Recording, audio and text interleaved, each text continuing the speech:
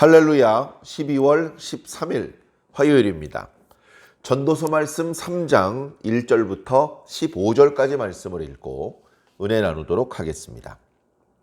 범사에 기한이 있고 천하 만사가 다 때가 있나니 날 때가 있고 죽을 때가 있으며 심을 때가 있고 심은 것을 뽑을 때가 있으며 죽일 때가 있고 치료할 때가 있으며 헐 때가 있고 세울 때가 있으며 울 때가 있고 웃을 때가 있으며 슬퍼할 때가 있고 춤출 때가 있으며 돌을 던져버릴 때가 있고 돌을 거둘 때가 있으며 안을 때가 있고 앉는 일을 멀리할 때가 있으며 찾을 때가 있고 잃을 때가 있으며 지킬 때가 있고 버릴 때가 있으며 찢을 때가 있고 꿰맬 때가 있으며 잠잠할 때가 있고 말할 때가 있으며 사랑할 때가 있고 미워할 때가 있으며 전쟁할 때가 있고 평화할 때가 있느니라. 일하는 자가 그의 수고로 말미암아 무슨 이익이 있으랴. 하나님이 인생들에게 노고를 주사 애쓰게 하신 것을 내가 보았노라. 하나님이 모든 것을 지으시되 때를 따라 아름답게 하셨고 또 사람들에게는 영원을 사모하는 마음을 주셨느니라. 그러나 하나님이 하시는 일의 시종을 사람으로 측량할 수 없게 하셨도다. 사람들이 사는 동안에 기뻐하며 선을 행하는 것보다 더 나은 것이 없는 줄을 내가 알았고 사람마다 먹고 마시는 것과 수고함으로 낙을 누리는 그것이 하나님의 선물인 줄도 또한 알았도다. 하나님께서 행하시는 모든 것은 영원히 있을 것이라. 그 위에 더할 수도 없고 그것에서 덜할 수도 없나니 하나님이 이같이 행하심은 사람들이 그의 앞에서 경외하게 하려 하심인 줄을 내가 알았도다. 이제 있는 것이 옛적에 있었고 장래에 있을 것도 옛적에 있었나니 하나님은 이미 지난 것을 다시 찾으시느니라. 아멘. 예, 감사합니다. 오늘 우리가 묵상할 말씀은 어쩌면 상당히 유명한 말씀이죠. 저는 이 말씀을 매우 어렸을 때 들었던 것 같습니다. 물론 이 본문을 오늘 우리가 읽은 이 말씀을 본문으로 삼아서 설교해 주시는 이제 그런 식으로 말씀을 배운 것은 아니고요. 이제 다른 말씀을 하시려다가 지나가시면서 이 말씀을 인용을 하셨습니다. 천하 범사가 기한이 있고 다 때가 있다. 그래서 정반대되는 상황이 계속 열거가 되죠. 그게 2절부터 저 뒤에 8절까지 계속됩니다. 날 때가 있고 죽을 때가 있고 심을 때가 있고 심었던 것을 뽑을 때가 있다. 말씀을 읽으면서 이 말도 안 되는 소리 하고 있네? 이렇게 느끼는 사람은 한 사람도 없을 것입니다. 정말로 그렇거든요. 심자마자 뽑지는 않습니다. 심어서 뭔가 심은 어떤 성과를 거둘 때까지는 계속 심어 놓죠. 그러나 영원히 심어 놓느냐? 그렇지 않습니다. 벼를 심는 것은요, 6개월도 안 돼서 비워버려야 됩니다. 나무를 심는 것은요, 조금 다르죠. 벼를 심는 것, 이런 것보다는 훨씬 오래 갑니다. 그러나 그래도 영원히 라고 말하기에는 보통은 100년을 못 넘깁니다. 100년이 뭡니까? 나무를 묘목부터 만들어가지고 키워서 파는 그런 업자들의 경우는 10년을 안 넘깁니다. 10년, 20년 동안 그 나무를 가지고 있으면 값어치가 조금씩 올라는 가겠지만 그러나 이게 장사를 잘 못하는 것이죠. 땅에 나무가 어느 정도 자라면 빨리빨리 팔고 그 자리에 다른 것을 심어서 그렇게 계속 나무가 순환이 돼야 돈을 버는 것인데 나무 심어놨더니 10년, 20년, 30년째 계속 그 자리에서 자라고 있으면 이거 땅을 잘 활용하지 못하고 있는 것입니다. 계속 이렇게 순환되는 것이 세상의 이치인 것이죠. 이게 어떻게 보면 너무나 뻔한 것이거든요. 너무나 뻔한 것인데 이것을 이제 하나님께 받은 지혜로 자세히 살펴보았더니 정말로 그렇다는 것입니다.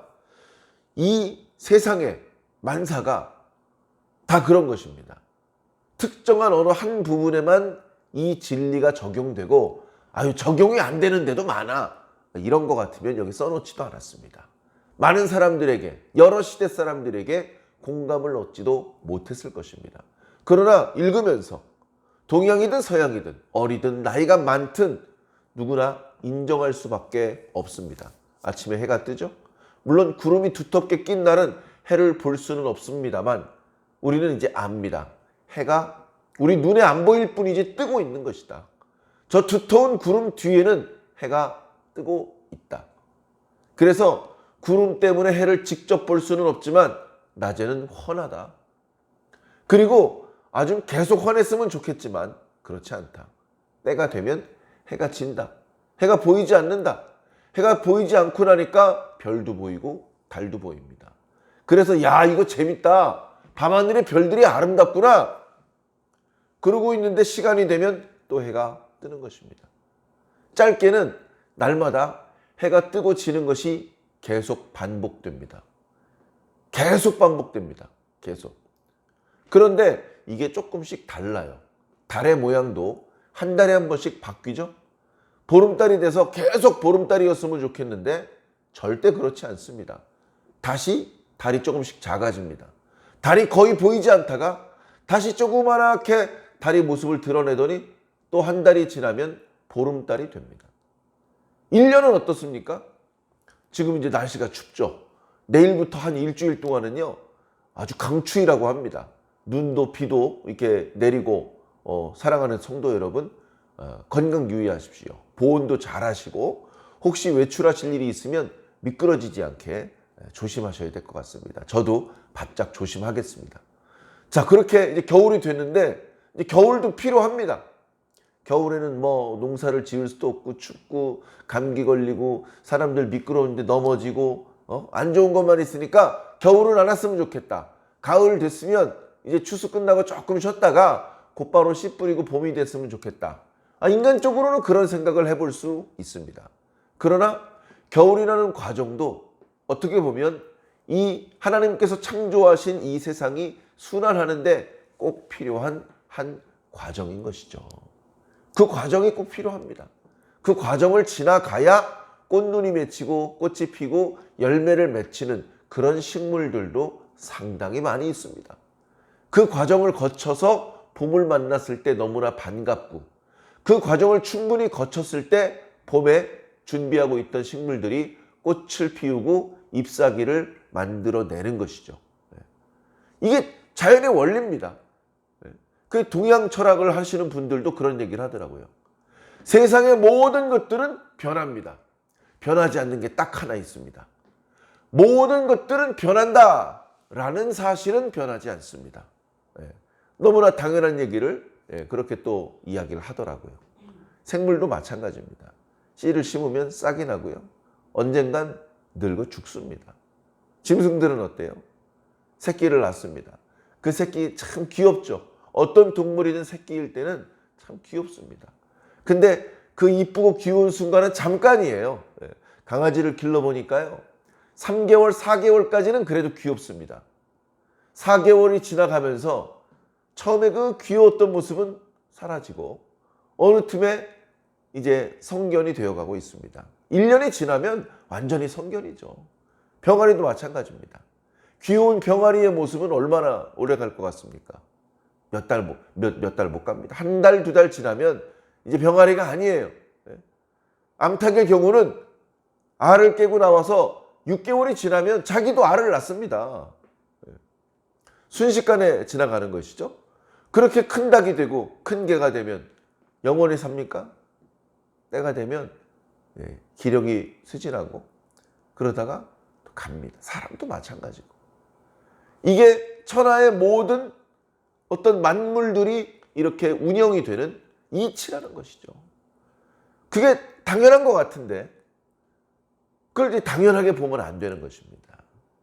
그걸 열린 마음으로 겸손한 마음으로 마음의 문을 열고 그걸 이제 바라보면 그 속에서 만물의 이치를 깨달을 뿐 아니라 만물을 그렇게 창조하신 하나님의 마음을 조금씩 엿볼 수가 있습니다.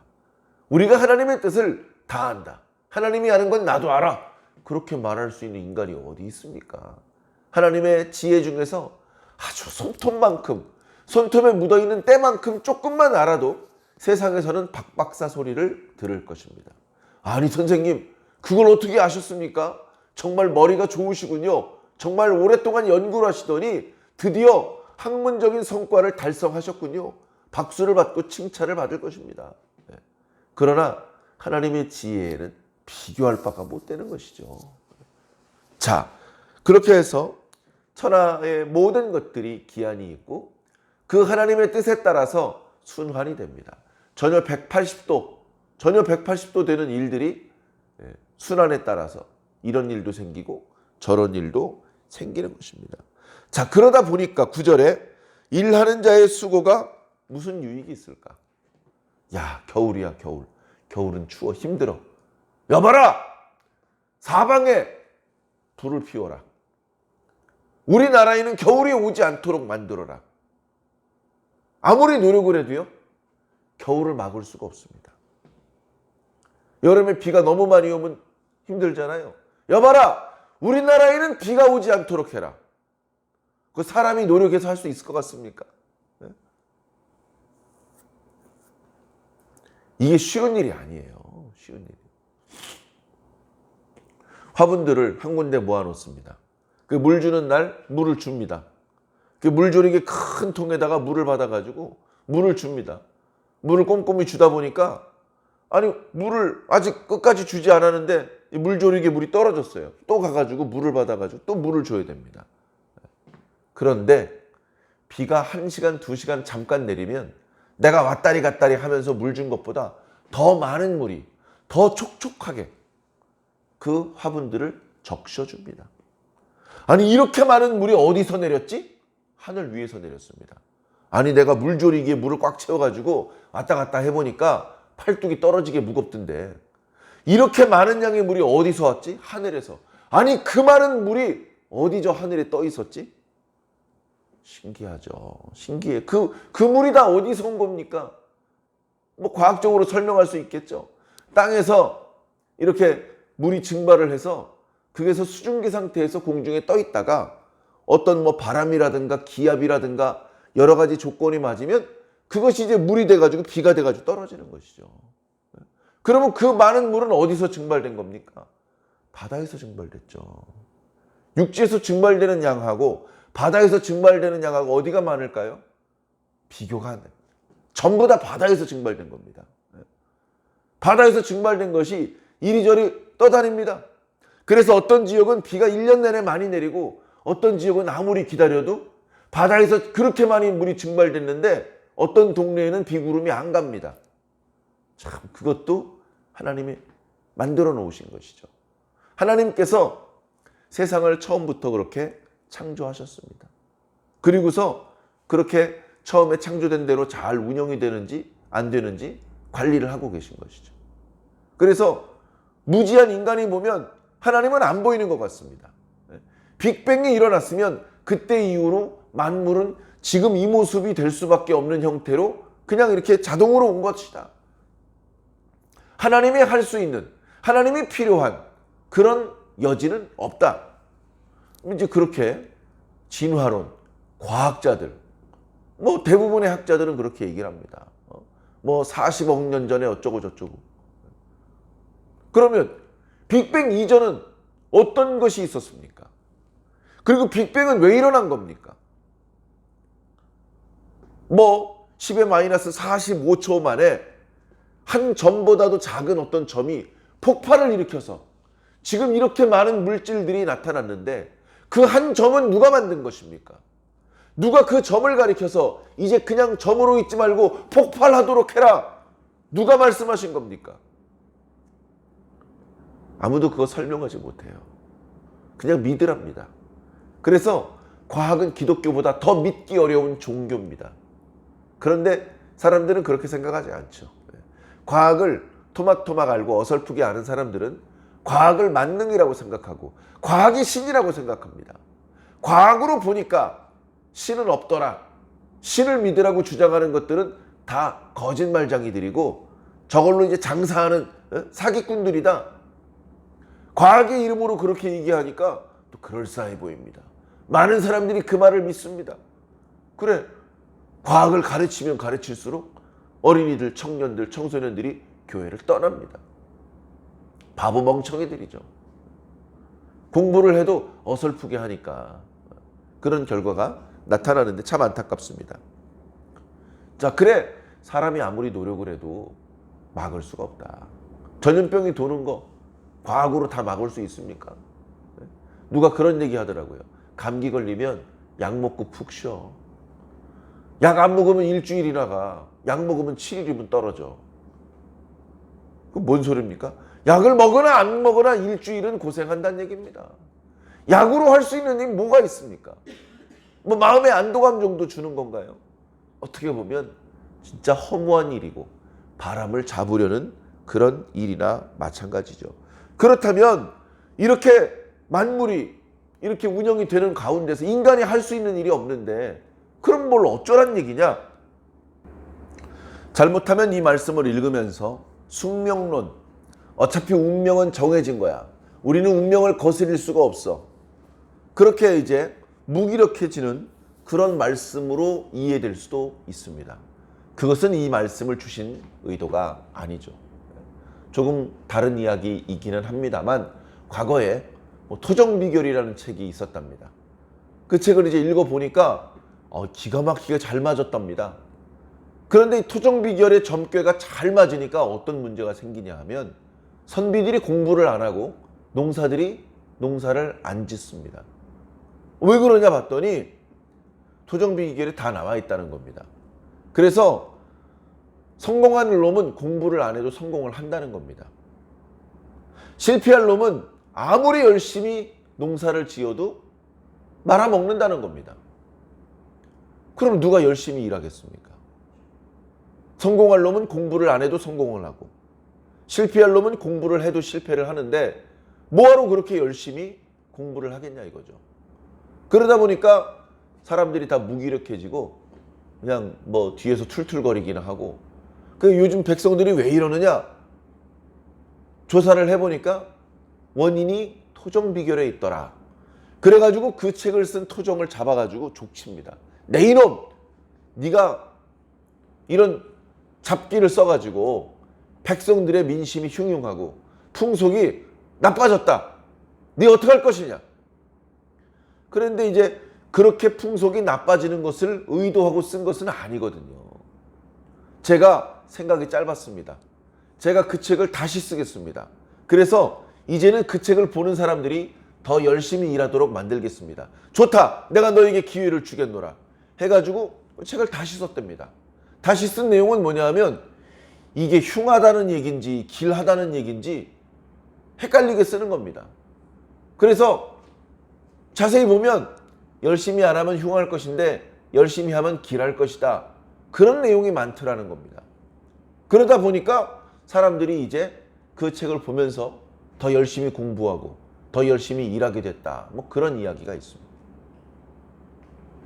자, 전도서 3장 말씀을 이거 뭐 우리는 해나 마나야. 우리 아무리 수교해도 아무 유익이 없어. 이런 이야기, 이런 결론을 내리라고 주신 말씀이 아닙니다. 물론 하나님의 힘이 크셔요. 우리가 그 뜻을 다 알 수 없습니다.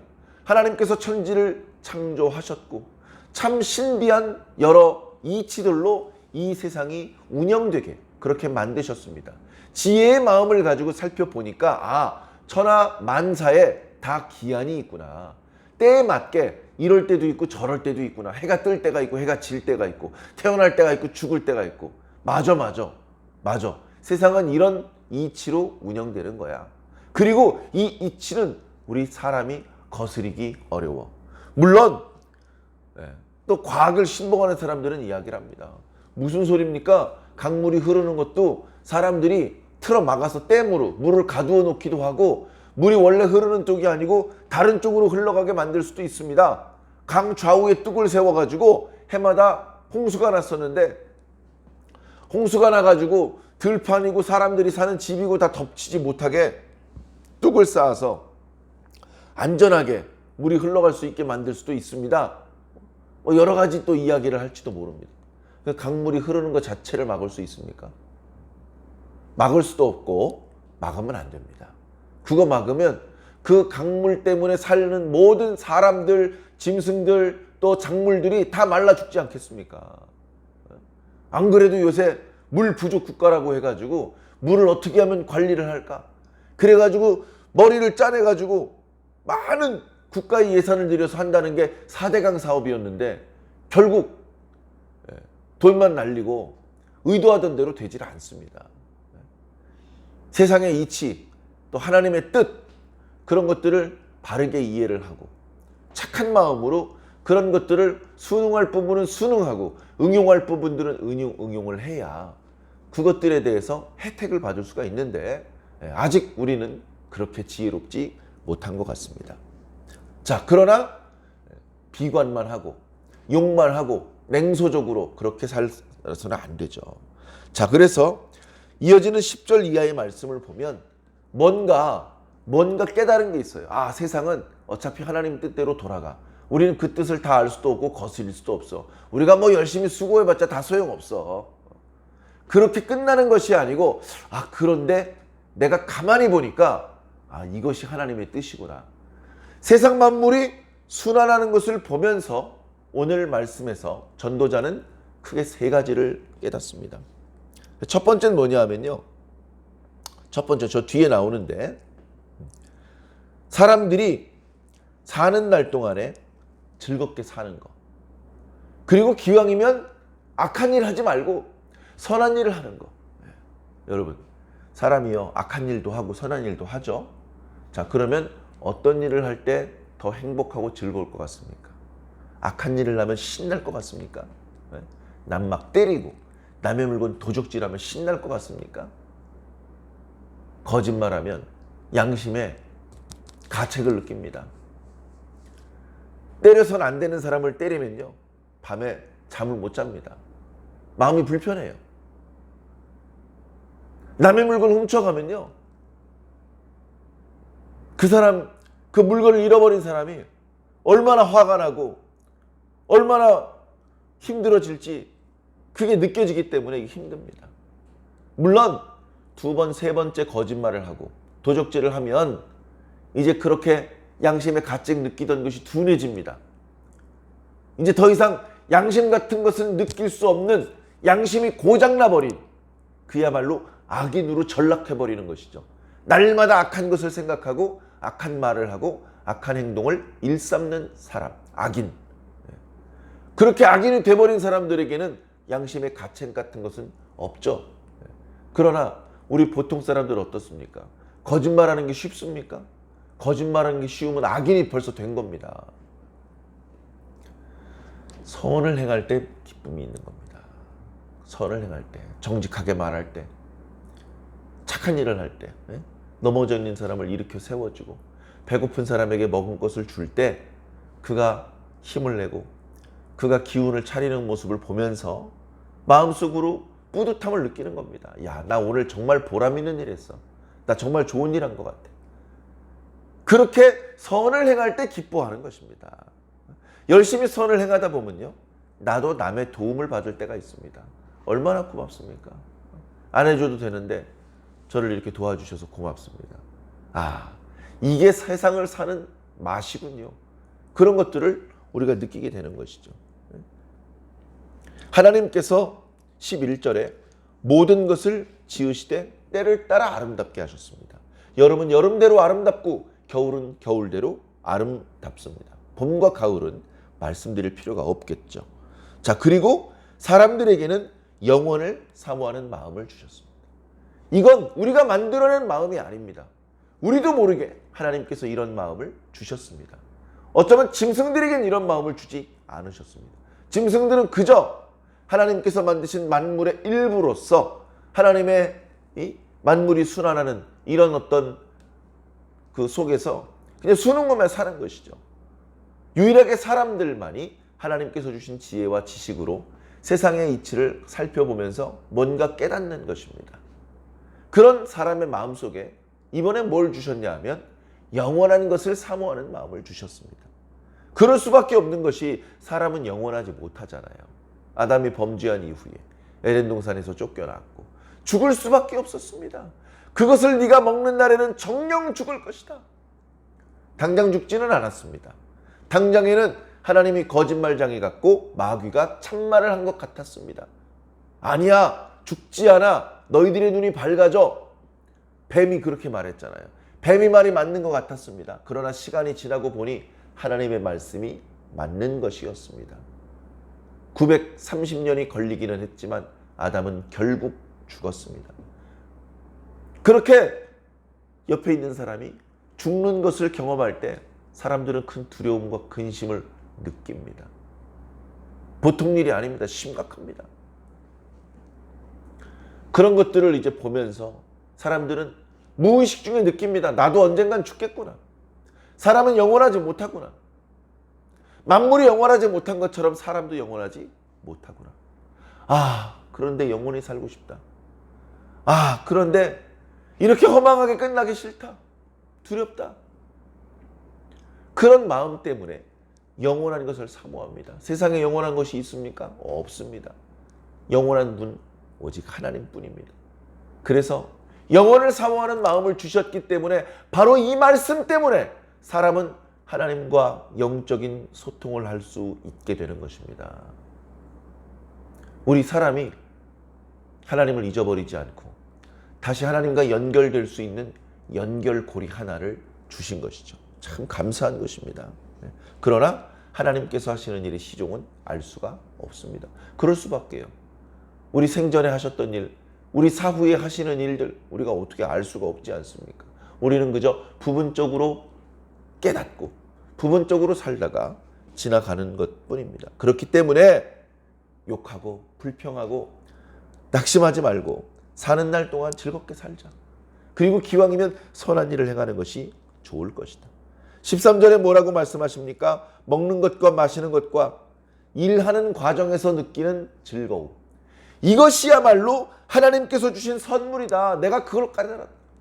이 허무한 세상에 무의미하게 살다가 짐승들과 마찬가지 모습으로 죽는 사람. 그죠? 지난 시간에는 지혜자나 우매자나 처음에는 지혜자가 월등한데 시간이 지나니까 지혜자도 우매자와 똑같은 일을 당하게 되고 결국은 잊혀질 뿐이다. 지혜자는 지혜가 있기 때문에 우매자와는 다른 결과를 만나야 되는데 똑같은 결과를 만나게 되더라. 다 헛된 것이다.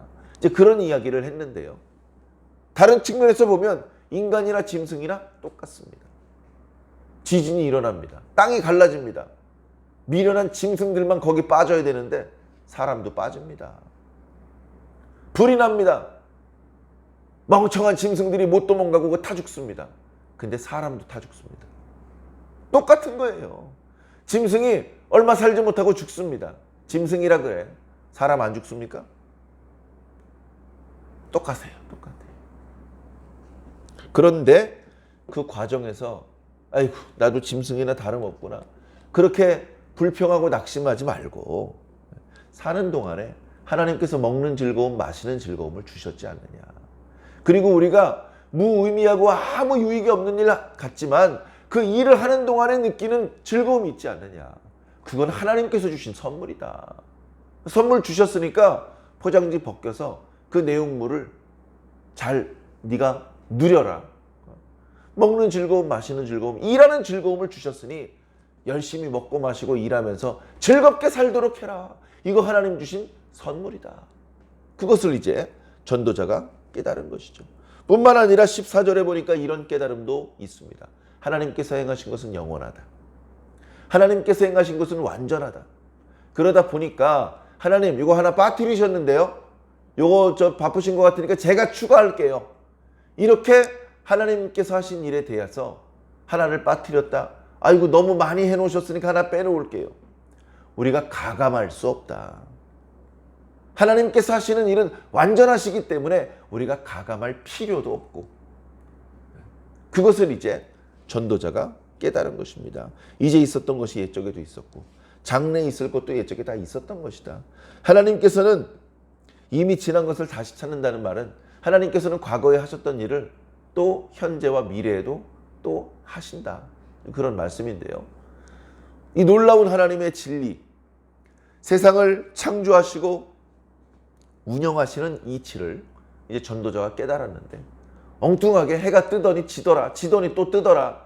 어떻게 보면 무의미한 이런 이야기만을 반복할 것이 아니라 그 과정에서 우리는 그저 사는 동안 즐거워하고 선한 일을 많이 하는 것이 그게 최고야.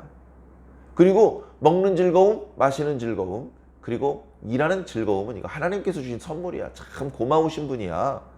그 하나님은 완전하신 분이셔서 하나님께서 하시는 일을 우리가 살펴보니까 보탤 것도 없고 뺄 것도 없어. 그저 하나님께서 하신 대로 우리는 믿고, 우리는 순응하고, 우리는 감사하고, 그 하나님의 뜻 안에서 하나님의 방법대로 살면서 우리도 즐겁게 살고 하나님도 기쁘게 해드리는 거. 그게 우리가 이 땅에 사는 동안에 우리가 해야 될 일들이야. 이런 참 심오한 가르침이 담겨있는 본문의 말씀들입니다. 우리가 어쩌면 이미 뻔히 알고 있는 그런 내용들의 말씀들인지도 모르겠습니다만 말씀을 다시 한번 찬찬히 읽어보면서 각자 자신의 삶을 돌아보시기 바랍니다. 먹고 마시고 일하는 것을 즐거움이라고 생각하지 않고 고역이라고 생각하는 분도 있을 수 있습니다.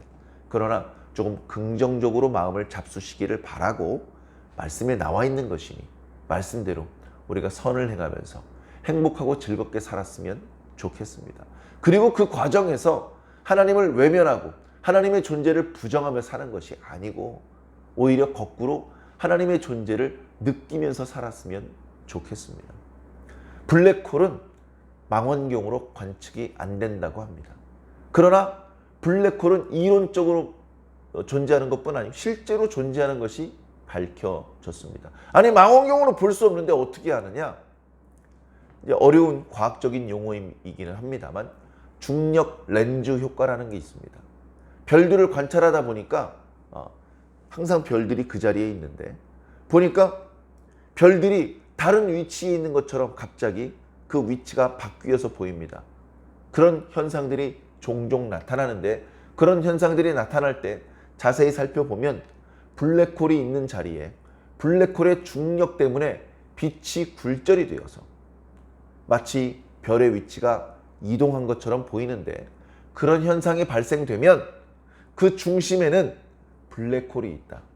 아주 강력한 중력을 가진 존재가 있는데 스스로 빛을 발산하지 못하기 때문에 망원경으로 관측되지는 않지만 중력 렌즈 효과 때문에 블랙홀의 위치를 우리는 추정할 수 있다. 과학적으로 그렇게 말하거든요. 저 중력 렌즈 효과 때문에 블랙홀의 존재가 입증된 것입니다. 마찬가지로 하나님께서 천지를 이런 식으로 운영하시는 것을 보면 간접적으로 하나님의 존재를 느낄 수 있는 것이죠. 하나님께서 주신 지혜로 땅만 바라볼 것이 아니라 하나님의 존재도 마음속으로 느끼고 그리고 그 하나님의 뜻도 헤아리면서 이 땅에 살고 있는 동안에 더 지혜롭고 보람있게 사시는 것이 좋지 않겠습니까? 오늘 하루도 하나님을 기쁘시게 하는 보람있는 한으로 보내시기를 주님 이름으로 간절히